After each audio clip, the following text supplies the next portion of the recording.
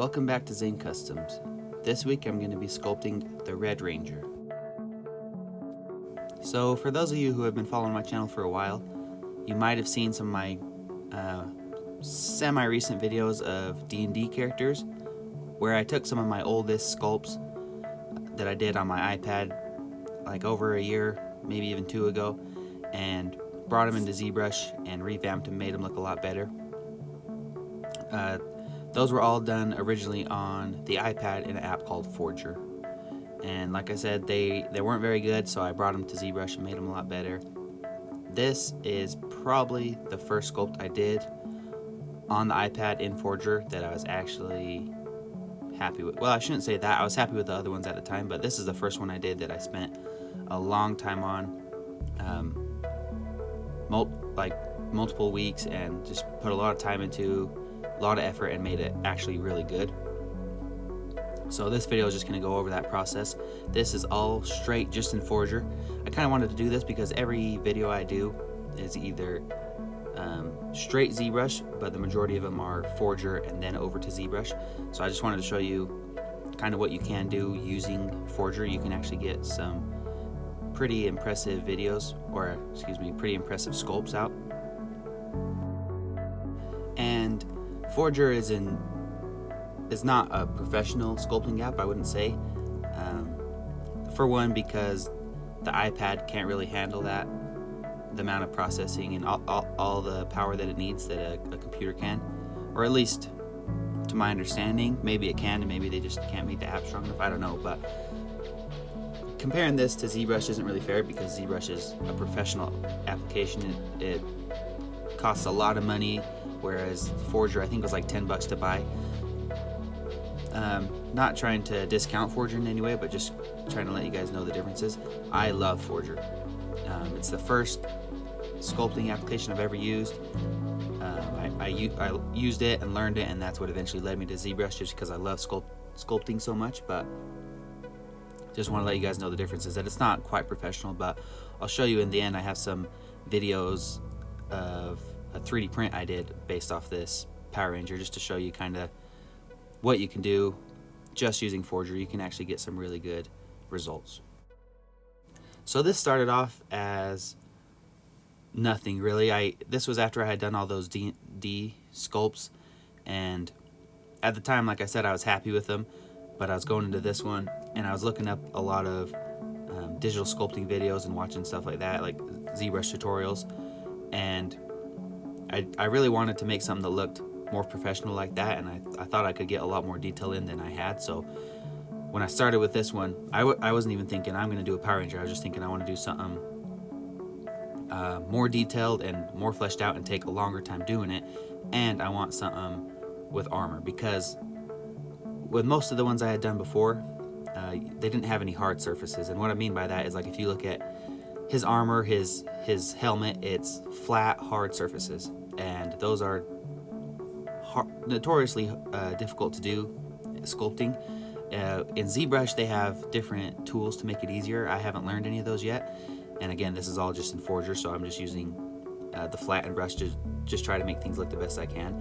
But I really wanted to try and tackle that and see if that's something I could do, because I had done one of the D&D characters. He's an old man that's bent over holding a sword, and he's got some shoulder armor and things like that. Again, if you've seen my past videos, you would have seen that.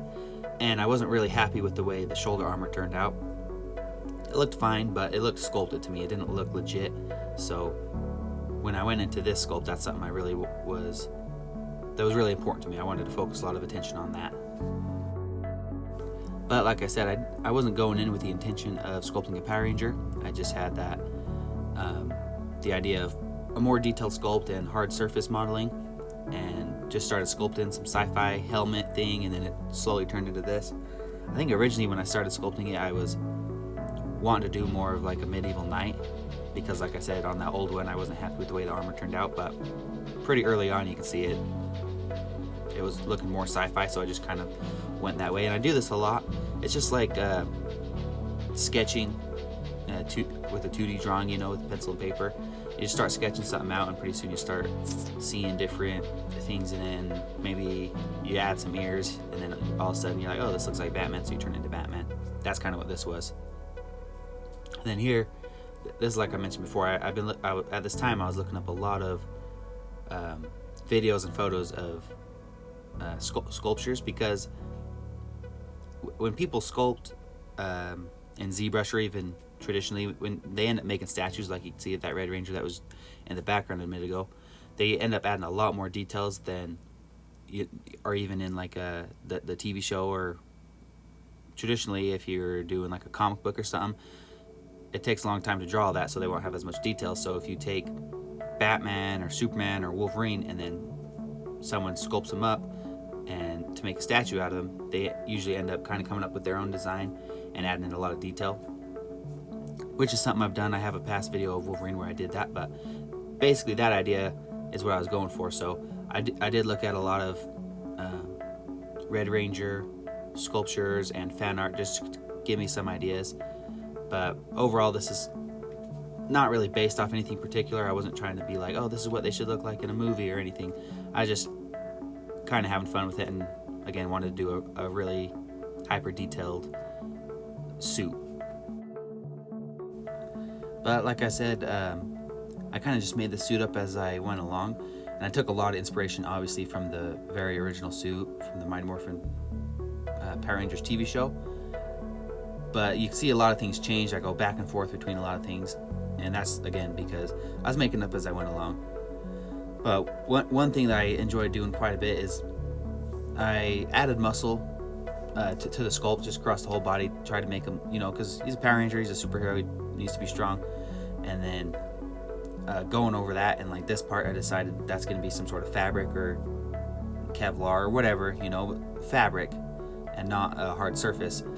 And adding in the wrinkles and stuff on top of that, I think makes it look a million times better. And again, if you guys watch my videos, you've probably seen a lot better sculpts than this one. But this was one of the first ones I did that I was actually really, really happy with, and I thought that like if I were to sell statues or anything, like this would be one that I would be proud of to sell, just because some the other ones weren't very professional. They were super disproportionate muscle wise and things like that. This one I was actually really happy with. The only downside of this one is I focused so much on just the design and things like that I didn't end up having a very cool statue in the end. Meaning even by the end of this video, you'll see he's just standing here in this pose the whole time, which isn't that big of a deal. I could always go in and I thought about doing this like I did with the D&D videos, where I took an old sculpt and revamped it. I could take this one and revamp it and give him a new pose, give him an action pose, maybe give him his sword or something like that, maybe having him standing on top of his Megazord, something cool like that. But I just haven't had the time to do that. And again, that was mainly because I was just so focused on adding the detail and the design and all those things that I didn't end up going and reposing him. But yeah, I tried to follow the classic suit kind of scheme the best I can. So that suit is basically, it's all red, and then he has 3 white diamonds on his chest, and I think his gloves might be white, and then he has red diamonds on there. I can't remember exactly, and I might have switched that up, but basically just the diamond scheme goes across the whole body. So you can see on his chest and his back he has that diamond shape, and then on his arms he's also got diamonds. And I added those diamonds in as, again, like how I was saying, I wanted some hard armor looking surfaces, so I added those in. But then you can see some of it, like I don't know what you'd call it exactly, but kind of the like the inside of his elbow. I also have kind of a diamond design going on there, but it's fabric, whereas the other parts of it are kind of meant to look more like armor and things like that. And I had a lot, like I said earlier, when I was adding in the fabric on his muscles and stuff, I ended up having a lot of fun doing that and having a cool mix between fabric and armor, and what would be a more flexible area, I would try to add fabric in or something like that. And that was something I saw a lot looking up professional sculptors for like Hot Toys, or I know there's a bunch of other ones out there that I can't remember the name of right now, but people or companies that make custom statues of Marvel characters and things like that. I looked at a lot of those, and I follow a lot of sculptors on Instagram to just help give me inspiration, and that was something I saw a lot, and it was actually really fun to do. Even looking back on this now, this sculpture is probably I think it's over a year old at this point. There are some minor things I would change, but overall I'm still pretty happy with it. Like design wise, a lot of it might not make sense. He's got these tubes going from his back down to his waist, and those were purely design. I didn't have like any reason those would actually be in there. You know, it wasn't like that was supposed to be some sort of exoskeleton thing that gave him strength. You know, it was just some random design that I threw in there. His back almost looks like he's got jetpack thrusters or something, kind of at the top of his back. Again, just some random design I threw in there. And, you know, if I were to resculpt this, I might take some of that out, because looking at it now, it does look a little too cyborgy, robot-ish, but I don't know. I'm still happy with it. Still think it looks good. The one thing that does bug me is his feet. You'll see in the end. His feet are basically, what they look like now is basically how I end the video with them looking. You know, I should have at least gave him some sort of boot or something like that. But it basically looks like he's just got some cloth wrapped around his foot. It doesn't really look practical for a superhero. But other than that, I'm actually pretty happy with the sculpt even now. So at this point, I was getting pretty close to the end, and I was really starting to think about color and what that was going to look like, because I did want to print this out and paint it up. So that's why you can see I added a lot of piping or seam lines, whatever you want to call them, on the fabric, just to kind of break things up, because I do end up going with some light reds and some darker reds in his fabric, just to not that the original costume that's just straight red looks bad, but I thought it would look better, more interesting with some different shades in there. Yeah, but that's pretty much the whole sculpt right there. After this clip finishes out, I'm gonna cut over to another video I did where I showed off some of the different prints I've done with this and paint jobs and things like that.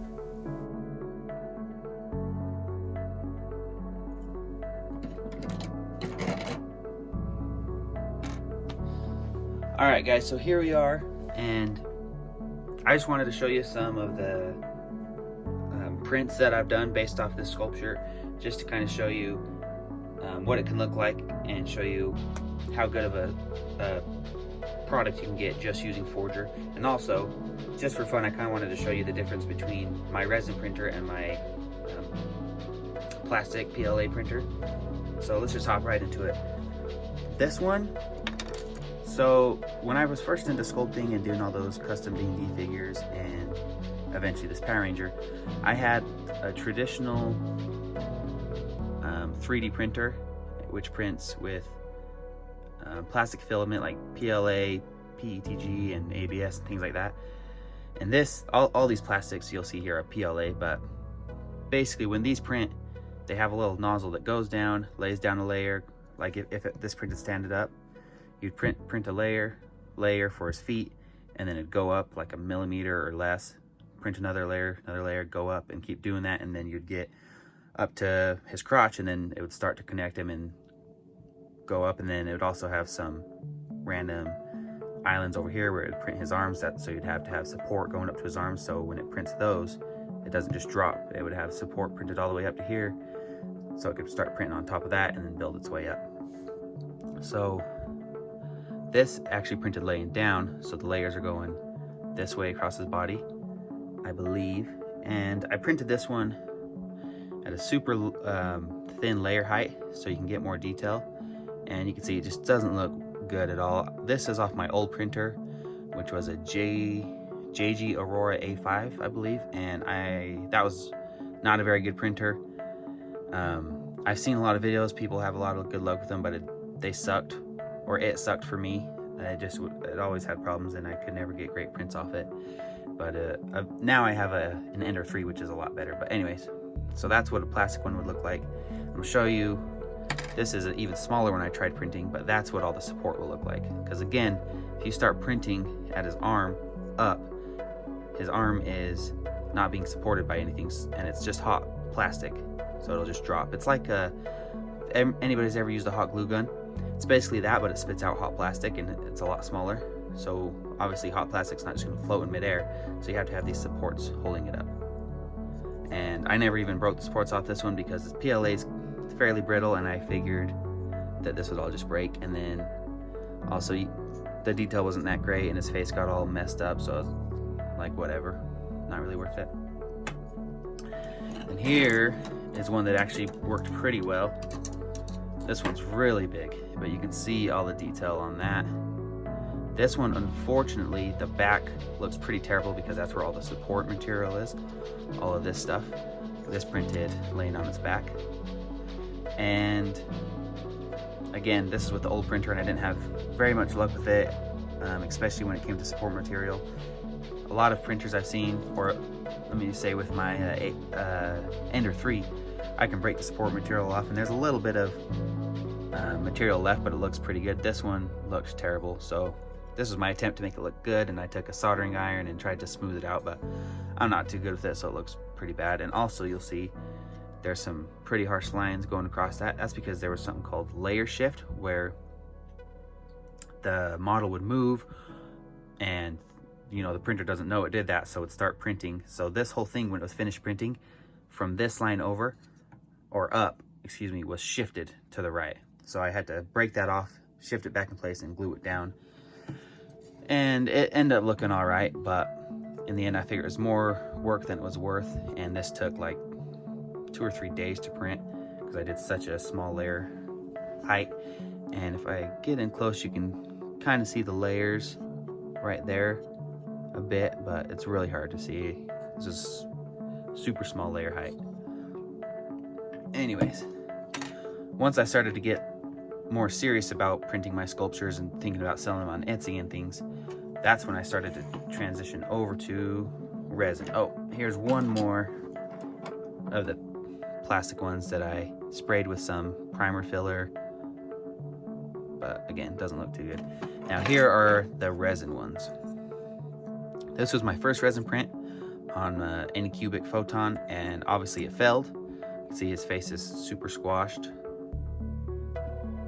But aside from that, you can see the insane amount of detail that's in there. Not that there's not detail in this, but this is just perfectly smooth, and you can see it super well. And again, this is just the Forger file. Nothing changed. Then I eventually was able to get this one. Again, it failed, but the top half looks really good. And then I printed this one, and this foot didn't fail. I dropped it. That's the downside of this resin. It's super fragile. I've been actually trying some new resins and mixing some and getting a lot stronger, better results than this, but this is back when I used the basic resin, and this one looks really good. The paint job, you know, there's much to be desired there, but if you just look at the sculpt, it's pretty much perfect. I was super happy with this one. This is one I just printed recently with the better, more expensive resin. And it looks pretty much the same, but it's a lot stronger. You can flex it more and it does a lot better. And I also went into ZBrush and changed some things on this and added in the T-Rex emblem. And then here, this is basically, I have had this guy up on my Etsy shop since pretty much the beginning, and I never did a video on it. That's kind of why I decided to do this video, but this is what you'd get if you bought that. It's a lot bigger than my original ones, but I also took, like I did with the small one, took this one into ZBrush and added some things so you can see some texture in his pants now. And again, let's see if I can get it to focus in. It's not focusing too well, but that's the T-Rex emblem and his Morpher watch, whatever it's called.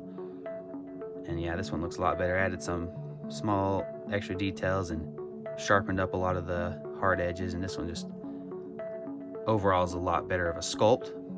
Again, minute details or minute changes. So this one's the Forger model. This one is with like 5 minutes of ZBrush time, just amping it up a little bit. But this is again just to show you that you can get really good results with Forger. There's just certain things that Forger couldn't do, or Forger can. You can do texturing in Forger, but it's a lot harder for me. So that's why I wanted to go into ZBrush and do that. But you can see there the fabric detail does look pretty good. And that's one thing that when I paint, I'll paint that, what color is that? The dark red, and then I'll do a dry brush over it with a little bit lighter red, and it'll really make that texture pop. But yeah, that's it. Just wanted to show you some of those things. I thought it'd be cool. Again, you can check these out on my Etsy shop. Anything you see me sculpt on this channel, you can buy from my Etsy shop. You can either buy it painted like this. I'll do a better job than this one, but yeah, you can get them painted or primed, this is basically what it looks like when it's primed. I mean, it looks better than this. This is the plastic again, but this color is the primer I have, and I have a white primer as well. But basically that's what you'll get. You can buy it primed, or for some more money you can buy it fully colored and colored to whatever specification. And here's the final sculpt, taken over to ZBrush and just textured up a little bit better and added in again the morpher and the emblem. But yeah, again, most of this was done purely Forger, and you can get really good results just using Forger. And lastly, I just want to mention, again, you can get anything I sculpt on here from my Etsy shop if you're interested. You can also check out my Instagram. Those are both at Zane Customs, and I'll have a link down in the description if you want to check those out. Thank you so much for watching, and I'll see you next week.